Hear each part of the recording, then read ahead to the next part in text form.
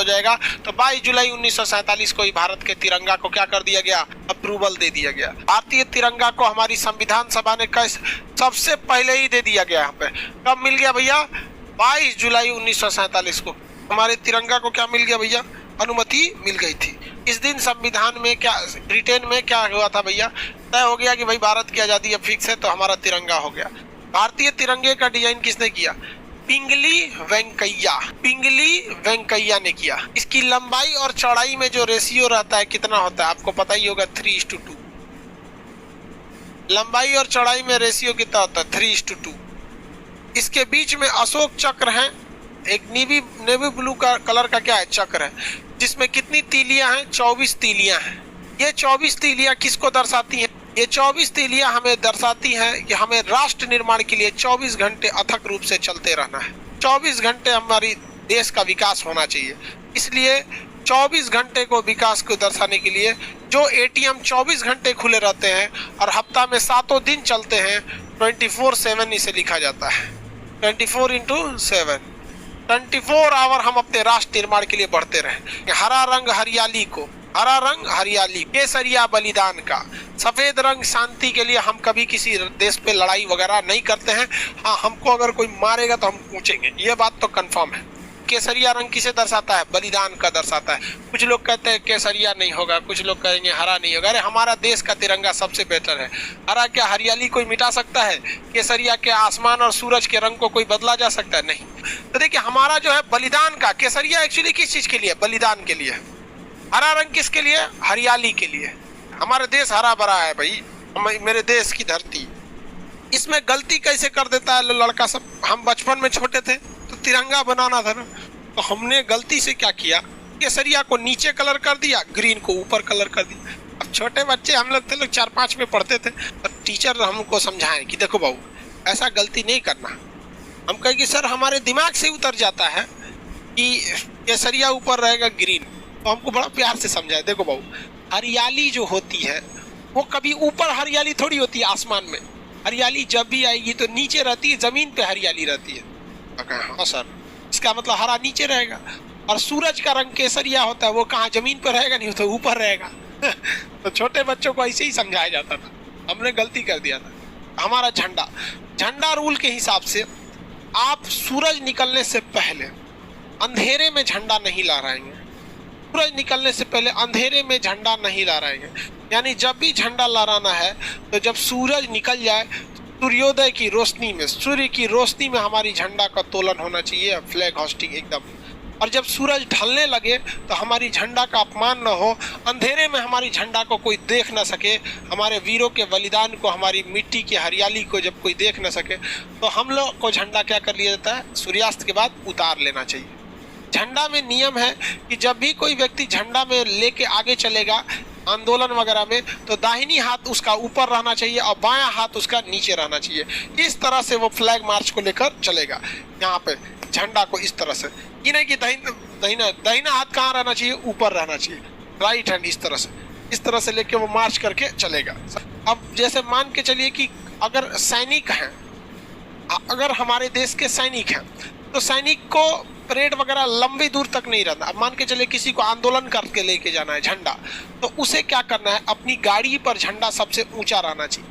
अगर आप किसी धार्मिक झंडे को इस झंडे के साथ लगाना चाहते हैं या भारत में रहकर किसी अन्य देश का झंडा लगाना चाहते हैं, तो कोई भी झंडा भारत के झंडा से ऊपर नहीं हो सकता। जैसे मान के चलिए किसी को अपना केसरिया झंडा लगाना है, किसी को हरा, किसी को लाल, किसी को गुलाबी, किसी को कुछ भी, तो वो इस झंडे से नीचे रहना चाहिए। हमेशा हमारे नेशनल फ्लैग का रेस्पेक्ट बना रहना चाहिए। हमारे झंडे से ऊपर किसी का झंडा नहीं रहना चाहिए, किसी को कोई दिक्कत नहीं। देश के अंदर अब पता चला अमेरिका में गए, कहेंगे कि हमारे झंडा ऊपर रहेगा, तो भाई अमेरिका के लोग का देश वो अमेरिका है और वो अपना झंडा ऊपर रखेंगे, तो ये तो बेवकूफ़ी हो जाएगी ना भाई। आपका नियम अपने देश में लगता है। अब एक चीज़ और ध्यान दीजिएगा, मान के चलिए रूस के राष्ट्रपति व्लादिमीर पुतिन भारत में आए, तो व्लादिमीर पुतिन जब भारत आते हैं तो बताइए उनके सामने उनका झंडा नीचे रखेंगे, हमारा झंडा ऊपर हो जाएगा, तो भाई उनको भी तो खराब लगेगा। हर व्यक्ति को तो अपना देश प्यारा होता है। तो जब कई सारे झंडे एक साथ लगे हों तो भारत का झंडा उस झंडे के दाहिने साइड रहना चाहिए। कहाँ रहना चाहिए, दाहिने साइड। मान के चलिए रूस अभी हमारा मित्र है, तो हमारे अपने मित्र को तो हम भी निराश नहीं ना करेंगे। नेशनल भाई सबके लिए इक्वलिटी की बात है। तो जब कभी भी आप अपने देश में किसी दूसरे के झंडे को बराबरी रखते हैं, जैसे कोई भी देश, अब पाकिस्तान वालों की बात नहीं कर, भारत वाले, रूस वगैरह की बात, तो हमें क्या करना है, उसको राइट साइड में रखना है। अपने झंडे को कहाँ रखना है? Right side. अगर कोई आंदोलन या जैसे किसान आंदोलन चल रहा है तो किसी को अगर उसमें तिरंगा लेके जाना है और अगर दाहिनी हाथ से उठा के ऐसे थक गया है बेचारा, कितना दूर ले जाएगा? सैनिक तो है नहीं, आम आदमी सैनिक की तो नहीं रहता है, तो उसे अपने दाहिने कंधे पे क्या करना है? झंडे को ऐसे रखना है, दाहिने कंधे पे झंडे को रख के लेके चलना है। और याद रखना चाहिए कि जो व्यक्ति दाहिने कंधे पे झंडा को रखा है वो आंदोलन में सबसे आगे रहना चाहिए। आंदोलन में क्या रहना चाहिए? सबसे आगे रहना चाहिए। और झंडा कभी भी जमीन से टच नहीं होना चाहिए, इससे हमारे झंडे की क्या हो जाएगी? बेइज्जती होगी। तो झंडा ऐसे तो उसे दाहिना हाथ रख के झंडा को हमेशा ऊपर लेके रखना है, लेकिन जब कभी भी थक जाएगा तो उसे कहाँ रखना है? अपने दाहिने कंधे पे लेके। और आंदोलन मार्च में वह सबसे आगे रहना चाहिए। ये नहीं तो इस तरह से बहुत ज्यादा झंडे का अपमान एकदम सरासर गलत है। अरे भाई, जो देश प्रेम नहीं कर सका उसको खुद को सुसाइड करके मर जाना चाहिए। क्योंकि यार एक जानवर को भी अपने खूंटा से बहुत प्रेम होता है। जहां उसे बांधा जाता है ना, उसे वो बहुत प्रेम करता है, वहां उसे गंदा नहीं करता है।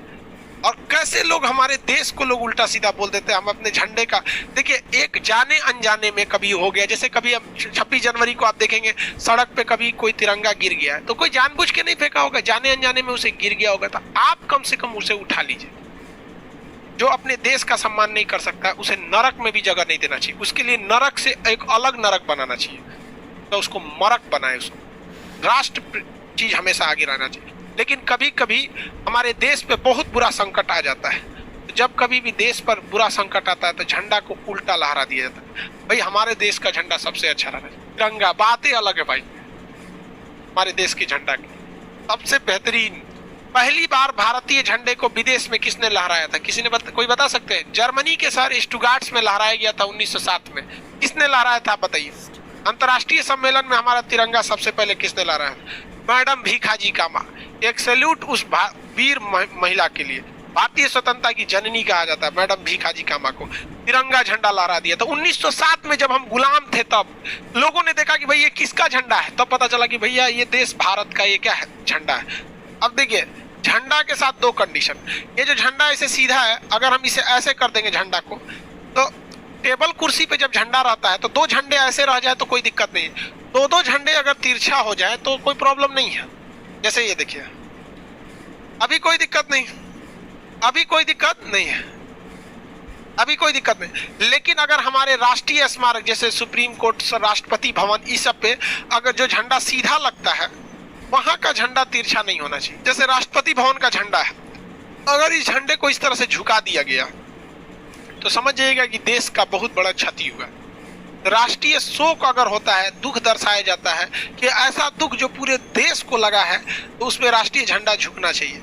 जैसे हमारे एपीजे अब्दुल कलाम का जब निधन हुआ था, हमारा झंडा झुक गया था।